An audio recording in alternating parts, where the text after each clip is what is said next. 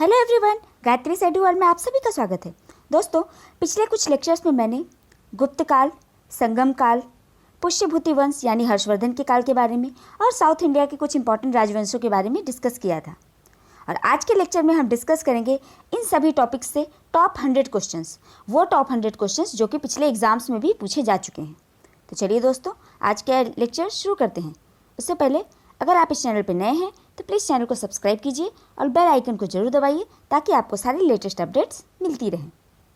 और अगर आपको ये लेक्चर अच्छा लगता है तो इसे ज़्यादा से ज़्यादा लोगों को शेयर कीजिए ताकि उनकी भी हेल्प हो सके। तो चलिए दोस्तों, आज का ये लेक्चर शुरू करते हैं। आज के इस लेक्चर में, आज के इस सेगमेंट में, मतलब जो 100 क्वेश्चंस का सेगमेंट है, उसमें हमारा जो पहला प्रश्न है वो है, लाल चेर के नाम से प्रसिद्ध वह चेर शासक कौन था जिसने कन्नगी या पत्तनी मंदिर के निर्माण करवाया था? Which Chera ruler is also known as the red Chera who established Kannagi temple? तो कन्नगी टेम्पल की स्थापना करने वाला वो चेर शासक कौन था? आंसर होगा शेन गुट्टवन, जिसे संगम काल में चेर वंश का सबसे प्रतापी शासक भी माना जाता है। तो इस शेन गुट्टवन ने ही कन्नगी टेम्पल की स्थापना की थी। और ऐसा कई लेखों से मिला है कि शायद इसने अपना साम्राज्य उत्तर भारत तक भी पहुंचाया था, लेकिन ये सब मिथक ही माना जाता है क्योंकि अधिकतर इतिहासकार इन बातों पर विश्वास नहीं करते हैं। आज के इस लेक्चर में जो दूसरा प्रश्न है वो है, तमिल भाषा के गौरव ग्रंथ शिल्पादिक्रम और मणिमेकलाई डैश से संबंधित हैं? Tamil epics, Silappatikaram and Manimekalai are related to? हमारा आंसर होगा बौद्ध धर्म। तो जो तमिल भाषा के ग्रंथ हैं, गौरव ग्रंथ मतलब एपिक्स, जो तमिल भाषा के एपिक्स हैं शिल्पादिक्रम और मणिमेकलाई, ये दोनों ही बौद्ध धर्म से जुड़े हुए हैं। शिल्पादिक्रम की रचना की थी इलांगो अदिगल ने और मणिमेकलाई की रचना की थी शीतलय सतनार ने। और ये दोनों ही ग्रंथ जो है, शिल्पादिक्रम का सीक्वल है मणिमेकलाई, और दोनों में ही बौद्ध धर्म के कुछ कुछ हमें इम्पॉर्टेंट बातें मिलती हैं, इम्पॉर्टेंट उनके कुछ कुछ तथ्य मिलते हैं बौद्ध धर्म के। ठीक है, हमारा अगला प्रश्न है, संगम युग में उरैयूर किस लिए विख्यात था? What the Uraiyur was famous for in Sangam age? हमारा आंसर होगा कपास के व्यापार के लिए। तो उरैयूर जो था वो कपास के व्यापार के लिए फेमस था। कब? तो संगम काल में, मतलब कि 300 ईसा पूर्व से लेकर 300 ईस्वी तक। तो इस समय का जो 600 वर्षों का जो काल था, उसमें जो कपास के व्यापार के लिए जो क्षेत्र फेमस था, जो नगर फेमस था कपास के व्यापार के लिए, वो था उरैयूर, जो कि चोल शासकों की राजधानी भी कही जाती थी उस समय। हमारा अगला प्रश्न है, तोलकप्पियम ग्रंथ किससे संबंधित है? What is the book Tolkappiyam is related to? तो तोलकप्पियम जो बुक है वो किससे संबंधित है? उत्तर होगा तमिल व्याकरण की पुस्तक। तो जो तोलकप्पियम है उसकी रचना की थी तोलकप्पियार ने, और ये तमिल भाषा की सबसे पुरानी व्याकरण है। ऐसा कहा जाता है कि जो संगम हुए थे वो 3 हुए थे, प्रथम संगम, द्वितीय संगम और तृतीय संगम। प्रथम संगम का हमें कोई भी प्रमाण प्राप्त नहीं है, लेकिन द्वितीय संगम की हमें एक ही बुक जो बची हुई है द्वितीय संगम की, वो मानी जाती है, वो है तोलकप्पियम, और इसकी रचना की थी तोलकप्पियार ने।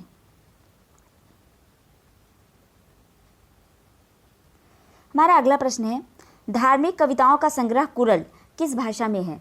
What is the language of the anthology of religious poems Kural? Answer होगा तमिल, और इसे लिखा था तिरुवल्लुर ने।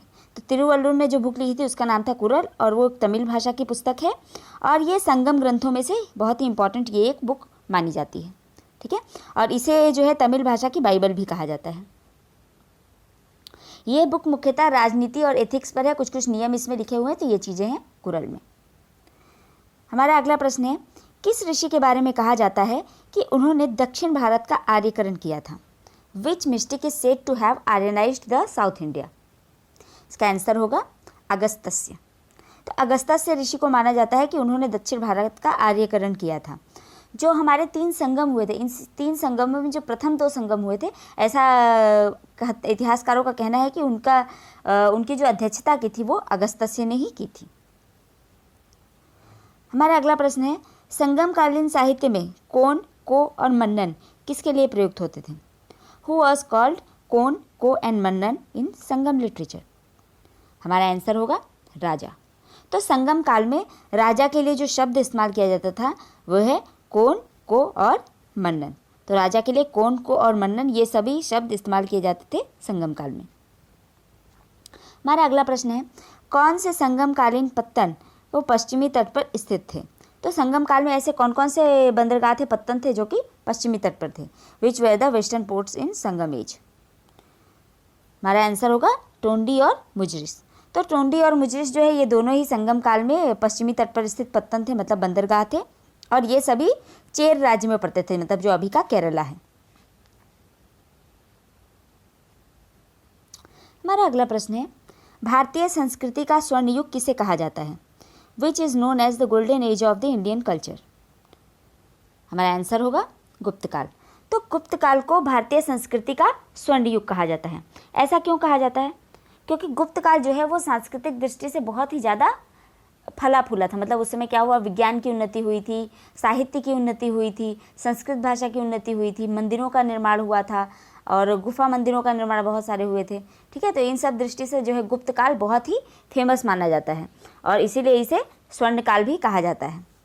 और ये काफ़ी गुप्त काल में जो है भारत काफ़ी समृद्ध था, इस वजह से भी इसे स्वर्ण युग कहा जाता है।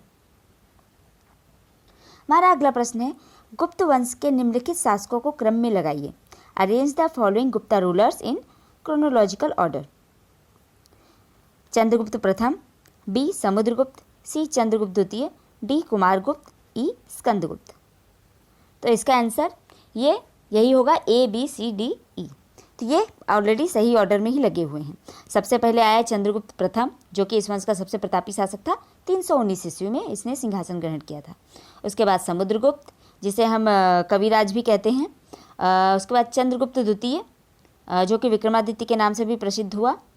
कुमारगुप्त, जिसने नालंदा विश्वविद्यालय की स्थापना की। और स्कंदगुप्त, जिसने हुणों से संघर्ष किया था। ठीक है, तो ये पांचों फेमस किंग्स हैं गुप्त वंश के और ये इसी ऑर्डर में रहेंगे। गुप्त शासकों की सरकारी दरबारी भाषा क्या थी? What was the official language of the Gupta rulers? Answer होगा संस्कृत। तो गुप्त काल में गुप्त शासकों की जो ऑफिशियल लैंग्वेज थी वो थी संस्कृत। इनफैक्ट जो संस्कृत भाषा है ये गुप्त काल में ही बहुत ज़्यादा फली फूली। इसके पहले संस्कृत इतनी ज़्यादा प्रचलित नहीं थी। पहले जो भाषा प्रचलित थी वो थी प्राकृत, मतलब जो मौर्य काल में जो भाषा यूज़ होती, शुंग काल में जो भाषा यूज़ हुई वो सब थी प्राकृत भाषा। संस्कृत भाषा का अभ्युदय कब से शुरू हुआ, संस्कृत भाषा कब से जो है फलने फूलने लगी? तो ये शुरू हुआ था कुषाणों के काल से। मतलब कुषाण काल के बाद जो है संस्कृत भाषा फिर से अपने फॉर्म में आने लगी, फिर से फेमस होने लगी, इसकी फिर से विकास होने लगा, इसको यूज़ किया जाने लगा। और फिर क्या हुआ, जो कुषाण के बाद गुप्त शासक आए थे जो कि उनके ही फ्यूडेटरीज माने जाते हैं, तो गुप्त शासकों ने भी संस्कृत भाषा को बहुत संरक्षण दिया और इनके काल में तो संस्कृत साहित्य बहुत ही भारी मात्रा में लिखा गया था। हमारा अगला प्रश्न है, किस गुप्त शासक ने भारत पर हुणों के आक्रमण को रोका था? Which Gupta ruler countered the Hun attack in India? हमारा आंसर होगा स्कंदगुप्त। तो स्कंदगुप्त ने भारत में हुण आक्रमण को रोका था। हुणों का आक्रमण लगभग 458 ईस्वी के आसपास हुणों का आक्रमण शुरू हो गया था और उस समय स्कंदगुप्त शासक था। तो उसने हुणों के आक्रमण को बहुत ही बहादुरी से रोका। लेकिन हुणों के आक्रमण इतनी भारी मात्रा में हुए थे, मतलब कि कंटिन्यू आक्रमण होते थे। तो इससे क्या हुआ कि जो गुप्त शासन था, गुप्त शासन बहुत ही कमज़ोर पड़ गया, क्योंकि कंटिन्यू आक्रमण होते थे। तो इससे उनको हमेशा युद्ध में फंसे रहते थे जो शासक होते थे। तो इससे क्या हुआ, उनका रेवेन्यू का भी काफ़ी लॉस होता था, सेना को पर काफ़ी खर्च करना पड़ता था, बहुत सारी चीज़ें नष्ट हो जाती थी आक्रमण की वजह से। तो इस कारण भी गुप्त साम्राज्य जो है काफ़ी कमज़ोर पड़ गया।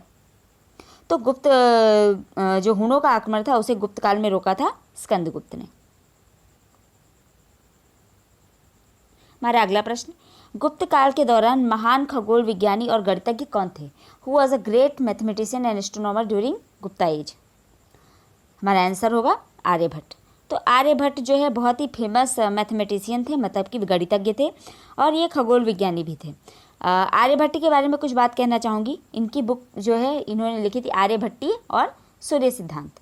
इनकी पुस्तक जो है इनमें इन्होंने गणित की काफ़ी व्याख्या की है, इन्होंने खगोल विज्ञान के बारे में बताया है और इनफैक्ट जो जीरो है, जीरो का इस्तेमाल जो हम लोग शून्य का इस्तेमाल करते हैं, उसकी खोज भी आर्यभट्ट ने ही की थी, जो कि गुप्त काल के एक प्रमुख विद्वान थे और ये चंद्रगुप्त द्वितीय के टाइम पे ये फेमस थे। हमारा अगला प्रश्न, इतिहासकार V.A. स्मिथ ने किनकी विजयों से प्रभावित होकर उसे भारत का नेपोलियन कहा था? Inspired by whose victories historian V.A. Smith called him Napoleon of India? इसका आंसर होगा समुद्रगुप्त। तो समुद्रगुप्त की विजयों से प्रभावित होकर मतलब समुद्रगुप्त की विजयों से प्रभावित होकर वी स्मिथ ने उसे भारत का नेपोलियन कह दिया। नेपोलियन जो था वो एक फ्रांस का रूलर था जिसने ऐसा कहा जाता है कि उसने ज़िंदगी में कभी भी कोई भी युद्ध नहीं हारा, वो हमेशा हर युद्ध में जीतता था। तो समुद्रगुप्त के साथ भी यही था, वो भी अपनी लाइफ में कभी कोई युद्ध, शायद ही कोई युद्ध वो हारा हो। तो समुद्रगुप्त इसीलिए उसको भारत का नेपोलियन कहा। लेकिन ये उल्टा प्रतीत होता है क्योंकि समुद्रगुप्त तो पहले था, नेपोलियन तो बाद में आया।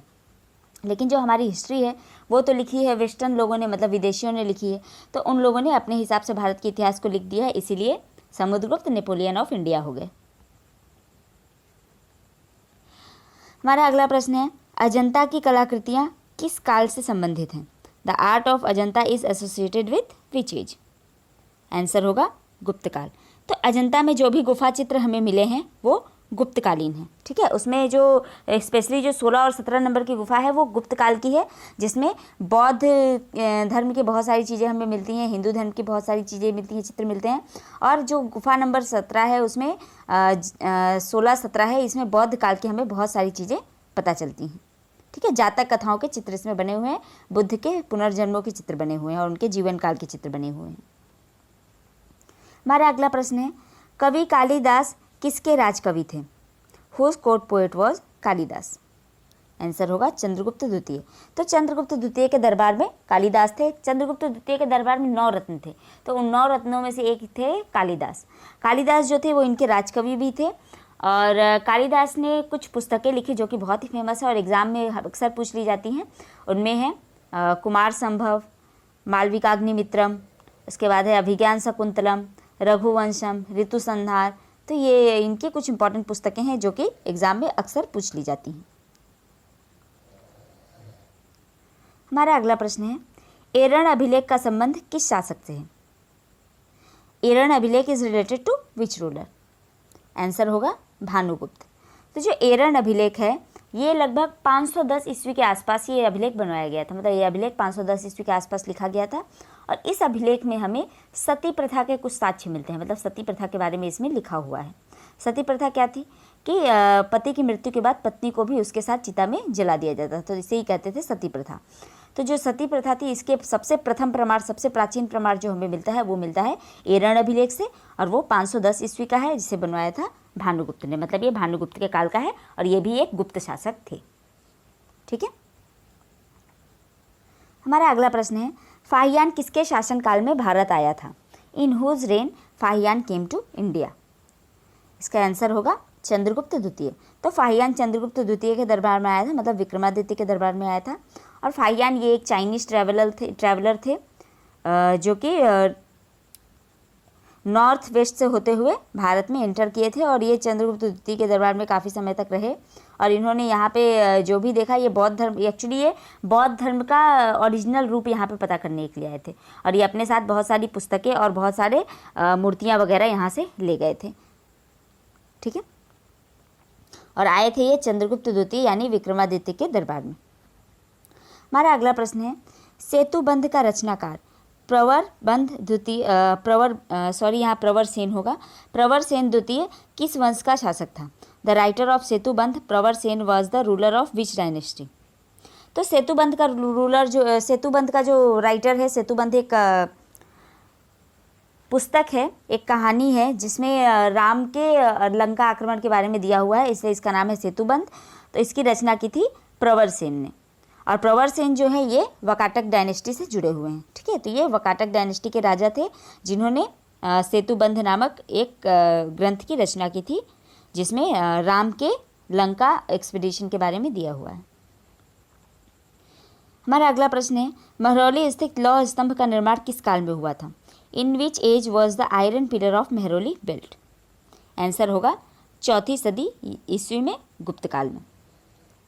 तो गुप्त काल में 4वीं सदी ईस्वी में मेहरौली के पिलर को बनवाया गया था। और इसके बारे में कुछ इंपॉर्टेंट बातें बता देती हूँ। मेहरौली जो है ये दिल्ली में है, और ये पिलर बहुत ही फेमस है। इसलिए फेमस है क्योंकि ये इतनी उत्कृष्ट कोटि के लोहे से बना हुआ है कि इसमें आज तक जंग नहीं लगी है, लगभग 1600 साल हो चुके हैं। इसके अलावा इसमें जो है इसमें चंद्रगुप्त द्वितीय के बारे में लिखा हुआ है, तो उसके बारे में कुछ बातें हमें पता चल जाती है इसी मेहरौली के पिलर इंस्क्रिप्शन से, ठीक है, और ये आज आप कुतुब मीनार के पास में आपको रखा हुआ मिलेगा। हमारा अगला प्रश्न है, धन्वंतरी कौन थे? Who was Dhanvantari?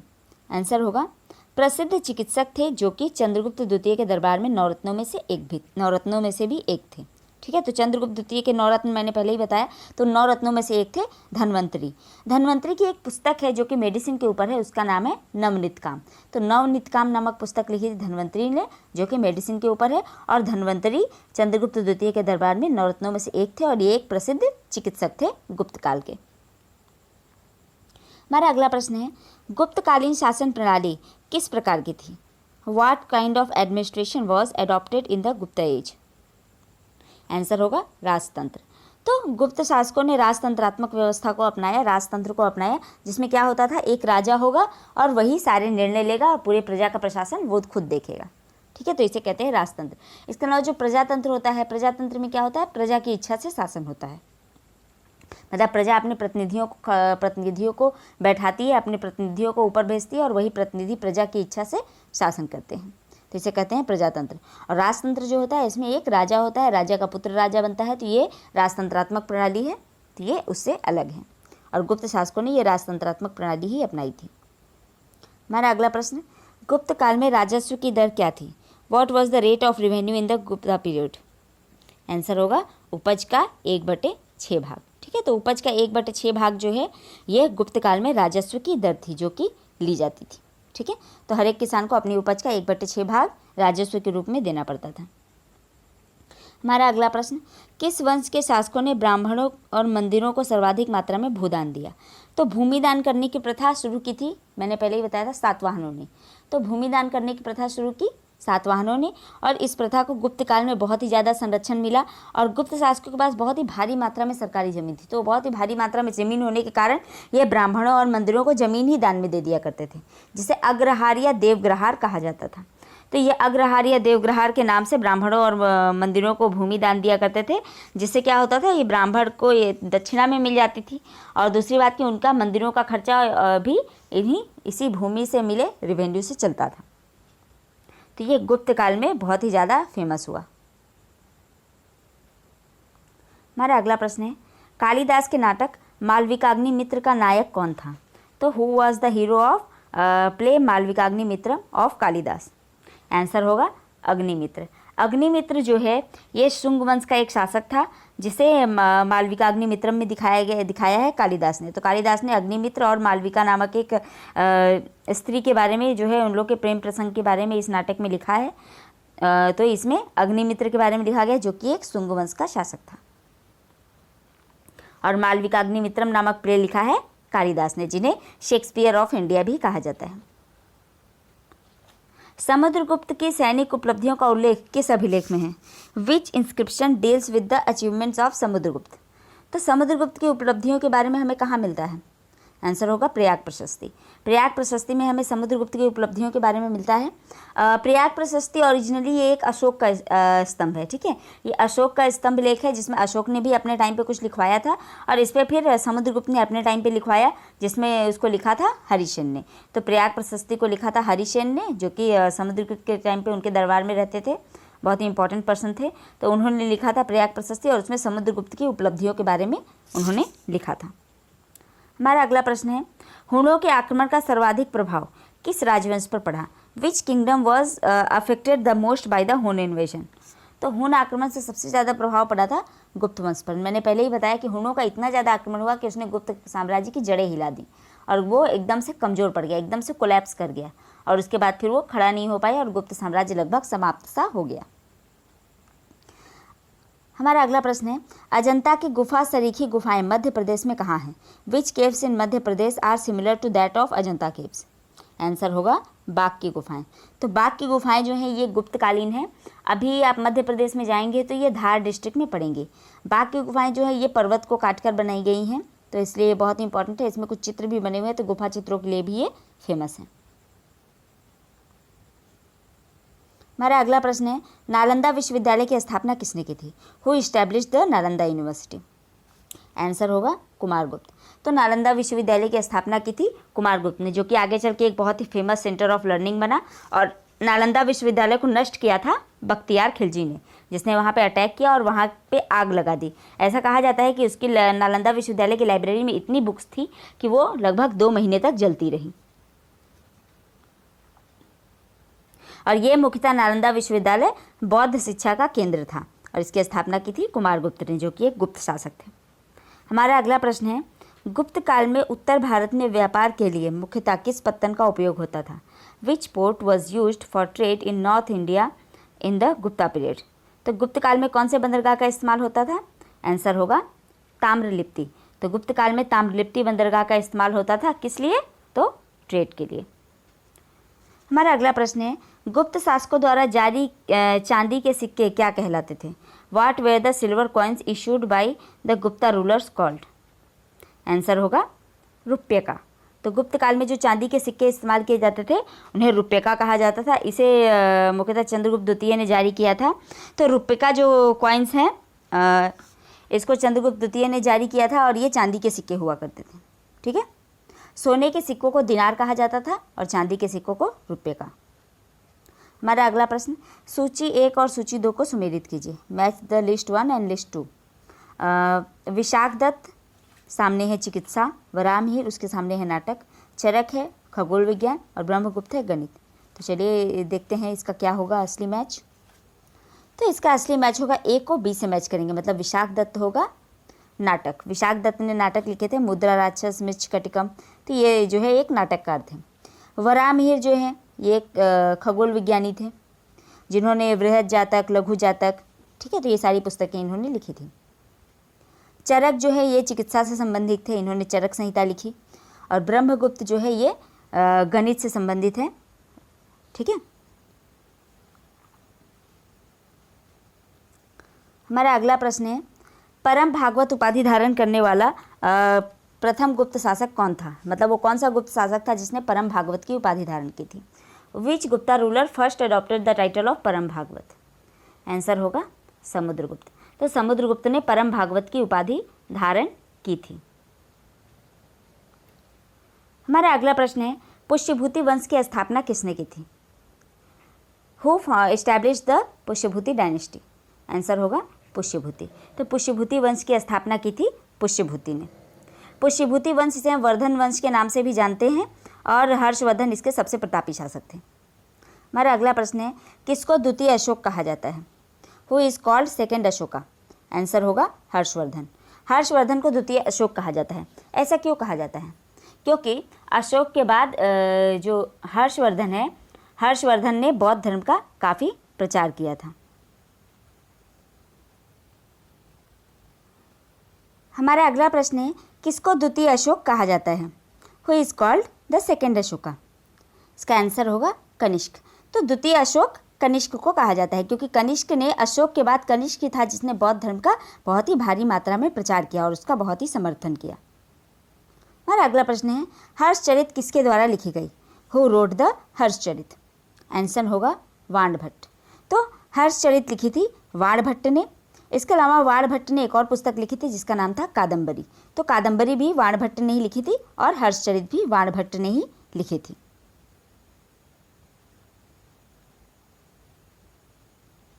और हर्षचरित जो है ये हर्षवर्धन की जीवनी है, हर्षवर्धन के बारे में इसमें लिखा हुआ है। और वाणभट्ट जो थे ये हर्षवर्धन के कोर्ट पोएट थे। ठीक है, तो ये इंपॉर्टेंट बात है, ये भी आप याद रख सकते हैं। हमारा अगला प्रश्न है, हर्षवर्धन के समय कौन सा चीनी यात्री भारत आया था? तो हर्षवर्धन के समय कौन सा चीनी यात्री भारत आया था? Which Chinese pilgrim came to India in the reign of Harshavardhana? Answer होगा ह्वेनसांग। तो जो चाइनीज ट्रैवलर हर्षवर्धन के टाइम पे भारत में आया था उसका नाम था ह्वेनसांग।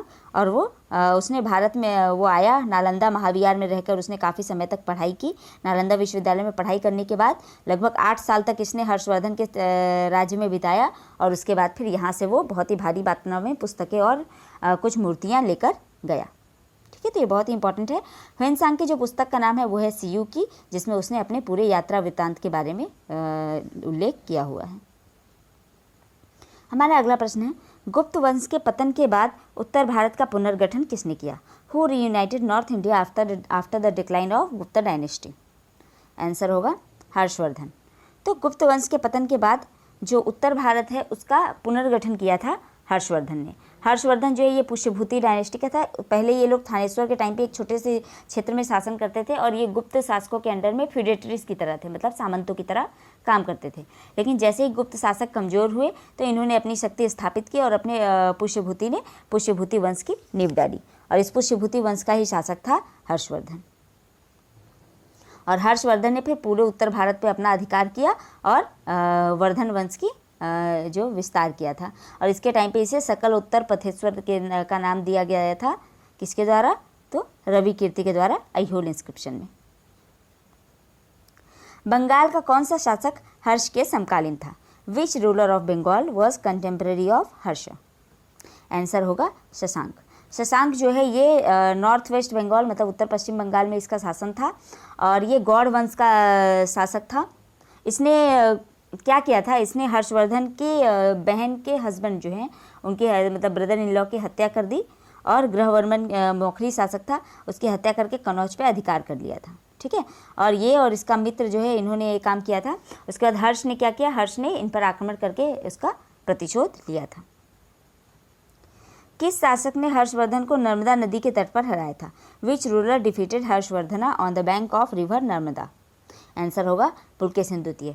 पुलकेशिन द्वितीय ने हर्षवर्धन को नर्मदा नदी के तट पर हरा दिया था। ठीक है, तो जो ये नर्मदा का युद्ध हुआ था इसमें क्या हुआ? ये हर्षवर्धन के लिए बहुत ही बड़ा सेटबैक था, बहुत ही बड़ा जो है एक तरह का धक्का था, क्योंकि हर्षवर्धन कभी भी कोई युद्ध हारा नहीं था और ये पहला युद्ध था शायद और यह अंतिम युद्ध था जिसे हर्षवर्धन हारा था।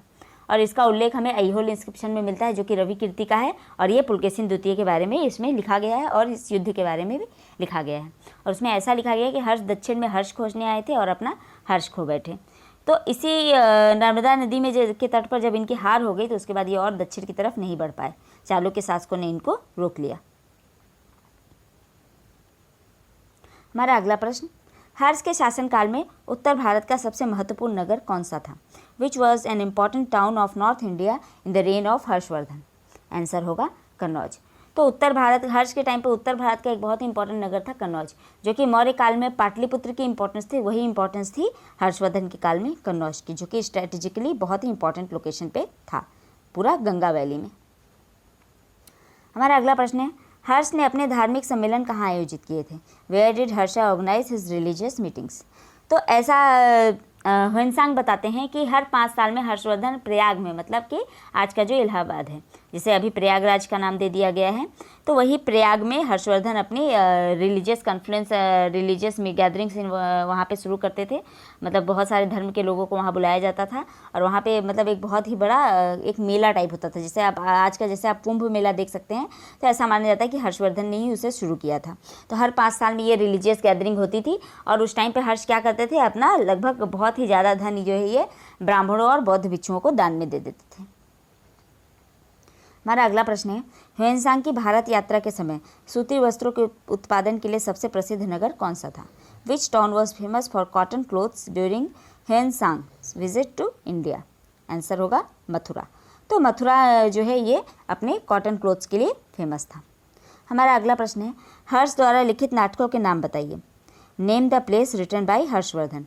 आंसर होगा नागनंद, रत्नावली और प्रियदर्शिका। तो ये 3 बुक्स हैं, 3 नाटक हैं जो कि लिखे थे हर्षवर्धन ने और ये तीनों ही नाटक संस्कृत भाषा में हैं, तो ये भी आप याद रख सकते हैं। हमारा अगला प्रश्न है, गुर्जरों को किस शासक ने पराजित किया था? Which ruler defeated the Gurjaras? Answer होगा हर्षवर्धन। तो गुर्जर शासकों को भी हर्षवर्धन ने ही हराया था। मैंने बताया उसने पूरे उत्तर भारत पे अपना अधिकार किया था, तो गुर्जर शासकों को भी उसने हराया था। हमारा अगला प्रश्न है, मौखरी शासकों की राजधानी क्या थी? What was the capital of the Maukhari rulers? Answer होगा कन्नौज। तो मौखरी शासकों की राजधानी थी कन्नौज, जिसको जो है ग्रहवर्मन जो मौखरी शासक था उसकी हत्या कर दी थी शशांक ने और उसके मित्र ने। तो इन लोगों ने उसकी हत्या कर दी और कन्नौज पर अधिकार कर लिया था, जिसे वापस हर्षवर्धन ने अपने अधिकार में ले लिया था आक्रमण करके।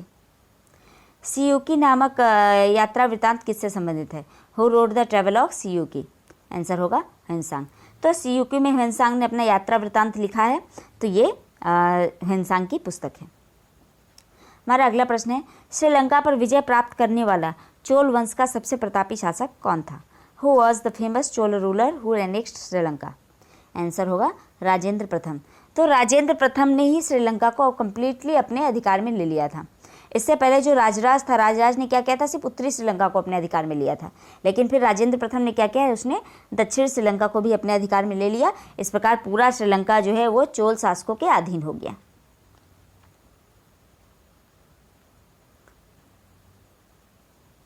हमारा अगला प्रश्न है, पहाड़ी काटकर एलोरा के विख्यात कैलाश मंदिर का निर्माण किसने करवाया? Who build the famous rock cut Kailash temple of Ellora?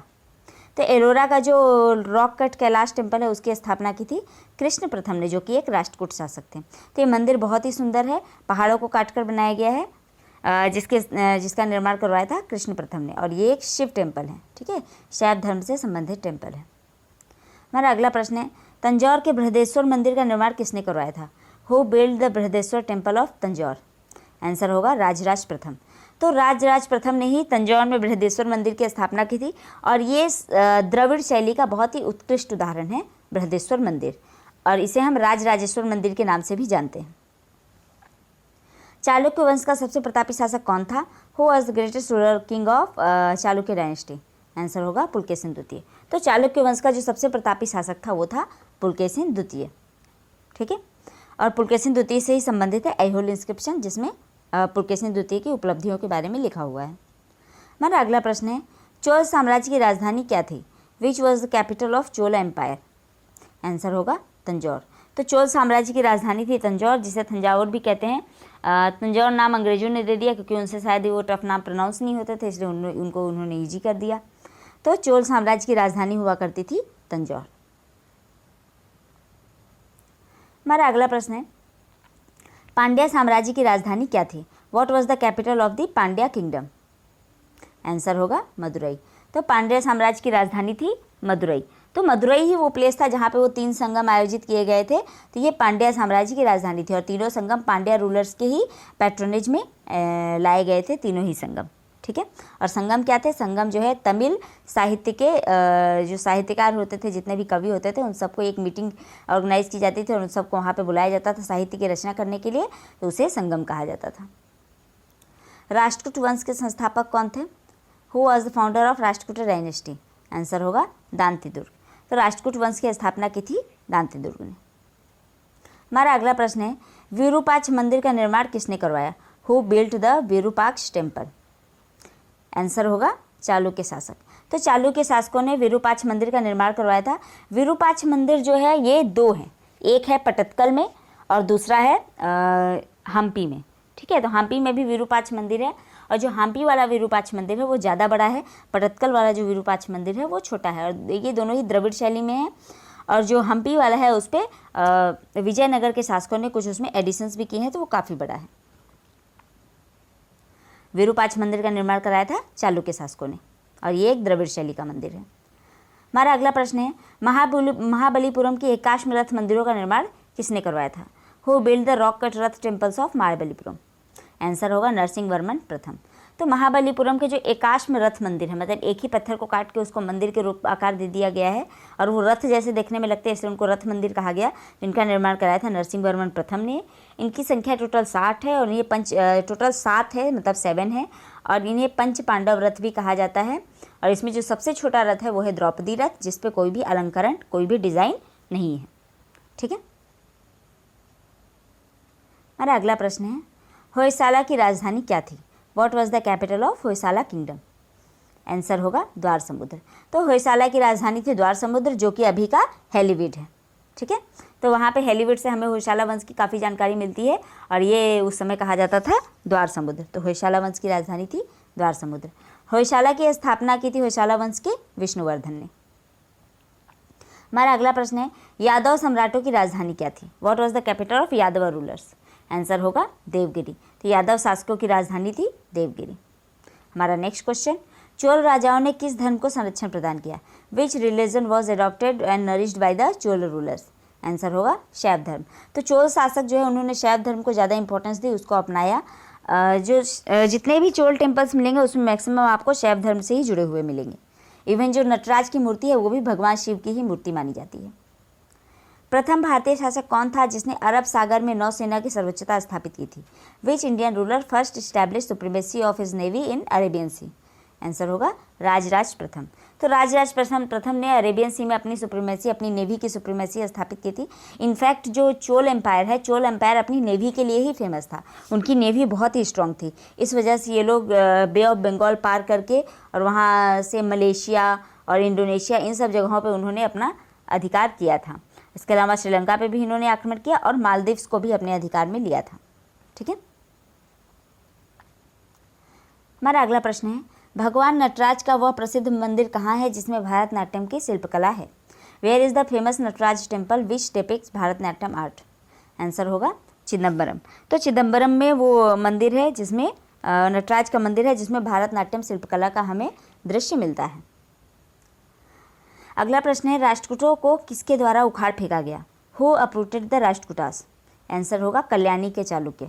तो कल्याणी के जो चालुक्य शासक थे, उसका जो शासक था तैलब द्वितीय, उसने मुख्यतः राष्ट्रकूटों को काफ़ी नुकसान पहुंचाया और उन्हें उखाड़ फेंका था। प्रशासन के क्षेत्र में चोल राजवंश का मुख्य योगदान क्या था? What was the contribution of Chola kingdom in the field of administration? तो चोल शासकों की जो एक बहुत ही फेमस बात है उनके प्रशासन को लेके, वो है उनका स्थानीय स्वशासन। मतलब वो लोग गांव में भी अपनी 2 तरह के असेंबलीज रखते थे और एक एक गांव का एडमिनिस्ट्रेशन वो असेंबलीज देखती थी। तो उनका जो स्थानीय स्वशासन का तरीका था ये काफ़ी फेमस है। अपने तरीके का ये समझ लीजिए पहला ही था जो कि चोल साम्राज्य में चोल शासकों ने अपनाया था। एलोरा की 34 गुफाओं का निर्माण डैश और डैश के बीच में हुआ। The 34 caves of Ellora were built between dash and dash? Answer होगा 600 से 800 ईस्वी। तो 600 से 800 ईस्वी का जो एलोरा जो महाराष्ट्र में है, उस समय उस इलाके पे राष्ट्रकूट वंश का शासन था। तो एलोरा के 34 गुफाओं का निर्माण करवाया था राष्ट्रकूट शासकों ने। ये 34 गुफाएं जो हैं ये मुख्यतः बौद्ध धर्म, हिंदू धर्म मतलब वैष्णव धर्म से जुड़ी हुई हैं और शैव धर्म से जुड़ी हैं। तो बौद्ध, वैष्णव और शैव धर्म से जुड़ी हुई ये टोटल 34 गुफाएं हैं। इसमें जो गुफा नंबर 10 है वो बौद्ध धर्म की बहुत ही फेमस गुफा है। हमारा अगला प्रश्न है, 3 मुख वाली ब्रह्मा, विष्णु और महेश की मूर्ति जो त्रिमूर्ति के नाम से विख्यात है कहाँ है? Where is the Trimurti of Brahma, Vishnu and Mahesh located? Answer होगा एलिफेंटा। तो एलिफेंटा जो है ये गुफाएं हैं महाराष्ट्र में, मुंबई से बहुत ज़्यादा दूर नहीं है, बहुत ही पास हैं।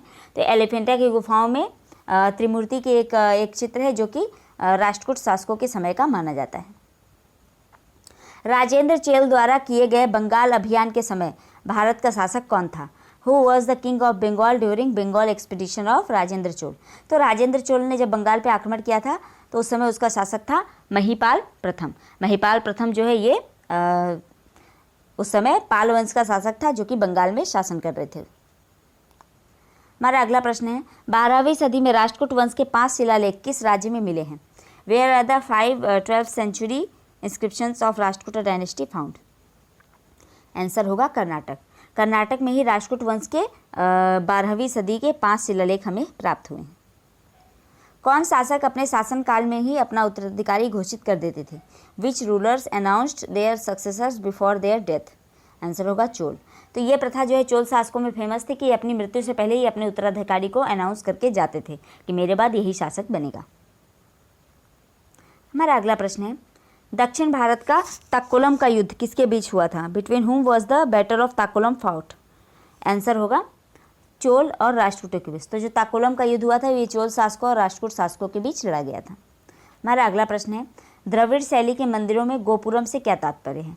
What were the gopurams in Dravidian style of temple? तो द्रविडियन स्टाइल ऑफ टेम्पल में गोपुरम से क्या अर्थ है? तो जो तोरण के ऊपर बहुमंजिला इमारत बनाई जाती थी उसे ही गोपुरम कहा जाता था। मतलब जो एंट्री गेट होता था, एंट्री गेट के ऊपर एक बहुत ही विशाल भवन जैसा डिजाइन बनाया जाता था, उसे ही कहा जाता था गोपुरम। हमारा अगला प्रश्न है, एलोरा की गुफाओं व शैलकृत मंदिरों का संबंध किस धर्म से है? The rock cut temples of Ellora are associated with which religion? Answer होगा हिंदू, बौद्ध और जैन। तो एलोरा की जो गुफाएं हैं, 34 गुफाएं हैं टोटल, ये जुड़ी हुई हैं हिंदू धर्म, बौद्ध धर्म और जैन धर्म से। हिंदू धर्म एग्जैक्टली नहीं, आप वैष्णव धर्म कह सकते हैं। तो वैष्णव धर्म, बौद्ध धर्म और जैन धर्म से जुड़ी हुई ये गुफाएं हैं। हमारा अगला प्रश्न है, चोल काल की सबसे प्रख्यात प्रतिमा कौन सी है? तो which was a famous statue of Chola period? Answer होगा नटराज। तो जो नटराज की जो मूर्ति है वो चोल काल की बहुत ही फेमस है। ठीक है, हाँ, और ये एलोरा की गुफाएं मैंने बताया, ये होगा हिंदू, बौद्ध और जैन धर्म। हमारा अगला प्रश्न है, किस राष्ट्रकूट शासक ने रामेश्वरम में विजय स्तंभ और देवालय की स्थापना की? विच राष्ट्रकूट रूलर बिल्ट विजय स्तंभ एंड देवालय इन रामेश्वरम? आंसर होगा कृष्ण तृतीय। तो कृष्ण तृतीय ने रामेश्वरम में विजय स्तंभ और देवालय की स्थापना की थी। हमारा अगला प्रश्न है, होयसाला स्मारक कहाँ पाए गए हैं? Where are the monuments of Hoysala found? तो आंसर होगा हेलीवीड और वेल्लूर में। तो हेलीवीड और वेल्लूर जो है ये होयसाला डायनेस्टी के बहुत ही इंपॉर्टेंट नगर हुआ करते थे। इनफैक्ट जो हेलीवीड अभी का है वो उस समय द्वार समुद्र कहा जाता था और ये उनकी राजधानी थी। तो यहीं से हमें होयसाल टाइम के उनके काल के बहुत सारे स्मारक मिलते हैं। हमारा अगला प्रश्न है, चोलों ने किससे घनिष्ठ राजनीतिक और वैवाहिक संबंध स्थापित किए थे? Who had deep political and matrimonial alliances with their Cholas? तो चोलों के बहुत ही इंपॉर्टेंट जो मैट्रिमोनियल अलायंस थी वो थी वेंगी के चालुक्यों के साथ। इनफैक्ट वेंगी के चालुक्यों से उन्होंने अपनी पुत्री का विवाह किया था और उसके बाद जो पुत्र हुआ था वही आगे चल के उसने चोल वंश को संभाला था। तो इस तरह की चीज़ें जो है वेंगी के चालुक्य और चोल शासकों में इस तरह से मित्रता चलती थी और जो चालुक्य थे ये वेंगी के चालुक्य वो उनके अंडर में उनके आधिपत्य में शासन करते थे। 9वीं सदी में चोल वंश की नींव किसने डाली? Who laid the foundation of the Chola dynasty? Answer होगा विजयालय। तो चोल वंश की स्थापना 9वीं सदी में विजयालय ने की थी। किसके ऊपर? तो पल्लव शासकों के या पल्लव राजवंश के ध्वंसावशेषों पर ही चोल वंश की नींव डाली थी विजयालय ने। हमारा अगला प्रश्न है, वह चोल शासक कौन था जिसने श्रीलंका को पूर्ण स्वतंत्रता दी और अपनी पुत्री का विवाह सिंहल राजकुमार से किया था? आंसर होगा कुलोतुंग प्रथम। तो which Chola ruler gave full independence to Sri Lanka? Answer होगा कुलोतुंग प्रथम।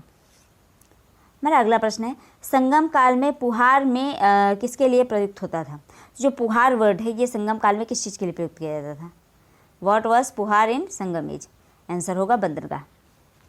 तो बंदरगाह के लिए टर्म इस्तेमाल होता था पुहार। इनफैक्ट जो कावेरी पट्टनम है, कावेरी पट्टनम का नाम पहले पुहार नाम से ही उसकी स्थापना की गई थी और फिर बाद में उसे कावेरी पट्टनम नाम दिया गया। ठीक है, और इसकी स्थापना चोल शासकों ने की थी। हमारा अगला प्रश्न है, संगम कहाँ आयोजित किए गए थे? Where were the Sangams held? Answer होगा पांड्य राज्य में, जो कि मदुरई उनकी राजधानी थी वहीं पे। ठीक है, तो तीनों संगम वहीं पे पांड्य साम्राज्य में स्थापित किए गए थे। पांड्य साम्राज्य में तीनों संगम आयोजित किए गए थे और वो भी मदुरई में। हमारा अगला प्रश्न है, कविराज की उपाधि किसने धारण की? Who held the title of Kaviraj? Answer होगा समुद्रगुप्त।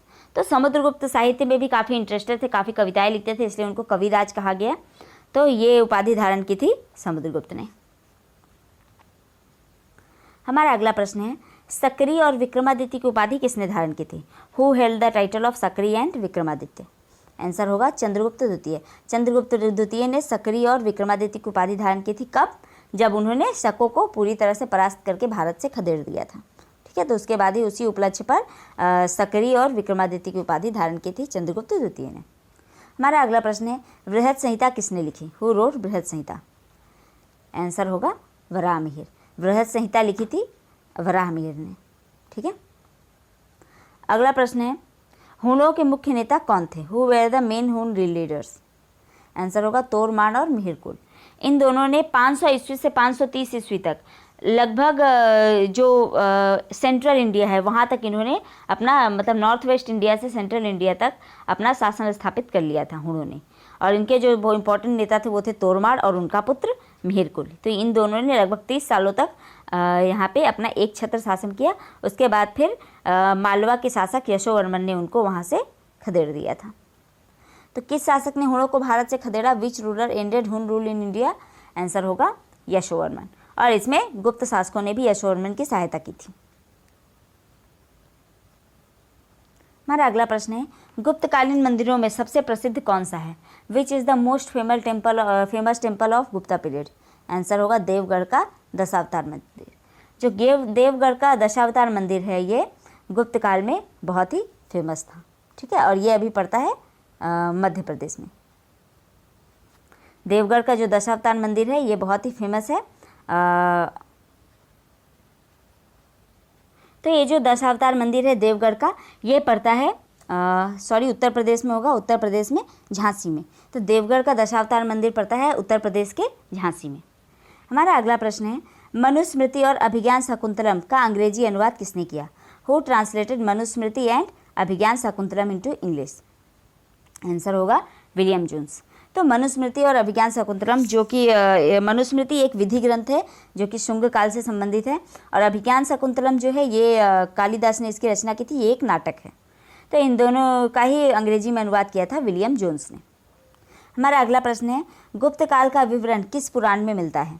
विच Purana discusses about the Gupta age? Answer होगा वायु पुराण। तो वायु पुराण में हमें गुप्त काल की वंशावली का पता चलता है, तो ये गुप्त काल से संबंधित है। हमारा अगला प्रश्न है, शिलादित्य और शक्लोत्तर पथेश्वर की उपाधि किसने धारण की? Who assumed the title of Shiladitya and Sakalottara Patheshwara? Answer होगा हर्षवर्धन। तो शिलादित्य और शक्लोत्तर पथेश्वर के नाम से हर्षवर्धन को जाना जाता है। हमारा अगला प्रश्न है, शतक त्रयी के नाम से किसे जाना जाता है? व्हाट इज नोन एज शतक त्रयी? आंसर होगा भारतहरि की नीति शतक, श्रृंगार शतक और वैराग्य शतक। तो ये तीनों ही पुस्तक लिखी है भारतहरि ने, और इन तीनों को ही कंबाइंड करके हम उसे शतक त्रयी के नाम से जाने जाते हैं, नीति शतक और श्रृंगार शतक और वैराग्य शतक। और भारतहरि जो है ये हर्षवर्धन के दरबार में हुआ करते थे। ठीक है, तो इसे भी आप याद रख सकते हैं। हमारा अगला प्रश्न है, ऐहोल प्रशस्ति किससे संबंधित है? Who is the Aihole pillar inscription related to? Answer होगा पुलकेशिन द्वितीय। तो ऐहोल प्रशस्ति पुलकेशिन द्वितीय से संबंधित है। इसमें पुलकेशिन द्वितीय के बारे उपलब्धियों के बारे में लिखा गया है, और इसे लिखा है रवि कीर्ति ने, जो कि पुलकेशिन द्वितीय के राजकवि हुआ करते थे। हमारा अगला प्रश्न है, मंदिरों का नगर किसे कहा जाता है? Which city is known as city of temples? Answer होगा ऐहोल। तो ऐहोल को मंदिरों का नगर कहा जाता है क्योंकि इसमें बहुत सारे मंदिर प्राप्त हुए, लगभग 70 से भी ज़्यादा मंदिर यहाँ पे ऐहोल में प्राप्त हुए हैं, इसीलिए इसे मंदिरों का नगर कहा जाता है। और ये चालुक्य शासकों के अंडर में यहाँ पे सभी मंदिरों का निर्माण हुआ, और मैक्सिमम मंदिर जो है वो किस शैली में है? वेसर शैली में, जो कि द्रविड़ शैली और नागर शैली का मिक्सचर थी। हमारा अगला प्रश्न है, शोर मंदिरों का निर्माण किसने करवाया? Who build the shore temples at Mahabalipuram? तो महाबलीपुरम में शोर मंदिरों का निर्माण करवाया था नरसिंह वर्मन द्वितीय ने। इनफैक्ट जो महाबलीपुरम में शोर टेम्पल है उसका निर्माण भी नरसिंह वर्मन द्वितीय ने कराया, और जो कैलाशनाथ मंदिर है उसका निर्माण भी नरसिंह वर्मन द्वितीय ने ही कराया था। ठीक है, हमारा अगला प्रश्न है, विक्रमांक देवचरित की रचना किसने की? Who wrote Vikramanka देवचरित? आंसर होगा विल्हड़। विल्हड़ ने विक्रमांक देवचरित की रचना की थी। ठीक है, और ये कल्याणी के चालुक्य शासक जो थे उनके टाइम पे ये हुआ करते थे। हमारा अगला प्रश्न है, मिताक्षरा क्या है? What is Mitakshara? आंसर होगा यज्ञवल्क्य की स्मृति पर व्याख्या। तो मिताक्षरा जो है ये यज्ञवल्क्य की स्मृति पर एक व्याख्या की गई है, टीका की गई है, और ये एक विधि ग्रंथ है। ठीक है, यज्ञवल्क्य की स्मृति एक विधि ग्रंथ है और उसी की टीका है मिताक्षरा, और मिताक्षरा को लिखा था विज्ञानेश्वर ने, तो ये भी आप याद रख सकते हैं। हमारा अगला प्रश्न है, कवि राजमार्ग की रचना किसने की? हु रोट कवि राजमार्ग? आंसर होगा अमोघवर्ष। अमोघवर्ष जो है ये एक राष्ट्रकूट शासक थे, इन्होंने कवि राजमार्ग की रचना की, और कवि राजमार्ग जो है ये कन्नड़ लिटरेचर का सबसे प्राचीन टेक्स्ट में से एक माना जाता है। मतलब कन्नड़ साहित्य में सबसे पुराने जो पुस्तकें हैं उसमें कवि राजमार्ग को एक माना जाता है, और इसको लिखा था अमोघवर्ष ने, जो कि एक राष्ट्रकूट शासक थे। हमारा अगला प्रश्न है, चोल काल में सोने के सिक्कों को किस नाम से जाना जाता था? What were the gold coins called in Chola period? Answer होगा कल्लजू। तो चोल काल में जो सोने के सिक्के जारी किए गए थे उन्हें कल्लजू के नाम से जाना जाता था। हमारा अगला प्रश्न है, किस पुस्तक का 15 भारतीय और 40 विदेशी भाषाओं में अनुवाद किया जा चुका है? Which book is translated in 15 Indian and 40 foreign languages? Answer होगा पंचतंत्र। पंचतंत्र को 15 भारतीय और 40 विदेशी भाषाओं में उसका ट्रांसलेशन किया जा चुका है, और ये जो पुस्तक है पंचतंत्र इसको लिखा था विष्णु शर्मा ने, और ये गुप्त काल के बहुत ही फेमस लेखक थे। ठीक है, तो ये गुप्त काल से संबंधित है विष्णु शर्मा की पंचतंत्र, और ये कहानियों का संग्रह है, बहुत ही रोचक कहानियाँ हैं पंचतंत्र में। हमारा अगला प्रश्न है, निम्नलिखित में से कौन सुमेलित नहीं है? Which of the following is not correctly match? हमारा पहला ऑप्शन है रवि कीर्ति और पुलकेशिन द्वितीय, दूसरा ऑप्शन भवभूति और कन्नौज का यशोवर्मन। हमारा अगला प्रश्न हरिसेन और हर्ष, और नेक्स्ट क्वेश्चन दांडी और नरसिंह वर्मन। तो कौन सा इसमें करेक्टली मैच नहीं है? तो इसका आंसर होगा सी, हरिसेन और हर्ष, ये करेक्टली मैच नहीं है, क्योंकि हरिसेन जो है ये समुद्रगुप्त के टाइम पे थे और हर्षवर्धन के टाइम पे थे Banabhatta.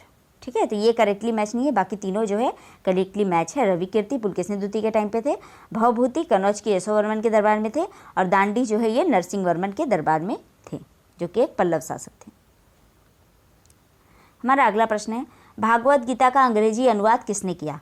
Who translated Bhagavad Gita into English? Answer होगा चार्ल्स विल्किंस। तो चार्ल्स विल्किंस ने भागवत गीता का अंग्रेजी में अनुवाद किया था। हमारा अगला प्रश्न है, सूची 1 और सूची 2 को सुमेलित कीजिए, मैच कॉलम 1 एंड कॉलम 2। तो इसका आंसर होगा ए का डी, मतलब गुप्त शासक देवगढ़। तो देवगढ़ का जो दशावतार मंदिर मैंने बताया, जो झांसी के उत्तर प्रदेश के झांसी में है, तो उसका निर्माण गुप्त शासकों ने कराया था, तो इसलिए देवगढ़ गुप्त शासकों से संबंधित है। चंदेल शासकों से संबंधित है खजुराहो, तो खजुराहो की जो मंदिर है उसका निर्माण चंदेल शासकों ने कराया था। चालुक्य शासकों से संबंधित है बादामी, तो बादामी में जो भी इंपॉर्टेंट मंदिर वगैरह है ये चालुक्य शासकों ने इनकी स्थापना की थी। और पल्लव शासकों का जो है वो है पन्मलय, तो पल्लव शासकों से पन्मलय संबंधित है। तो ये था आज का आखिरी प्रश्न, मतलब ये 100 क्वेश्चन की सीरीज यहीं पे ख़त्म होती है।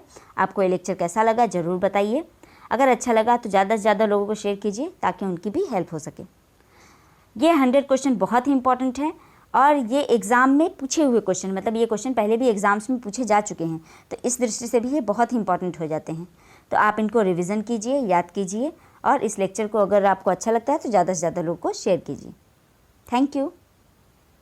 मिलते हैं अगले लेक्चर में, तब तक के लिए नमस्ते, जय हिंद।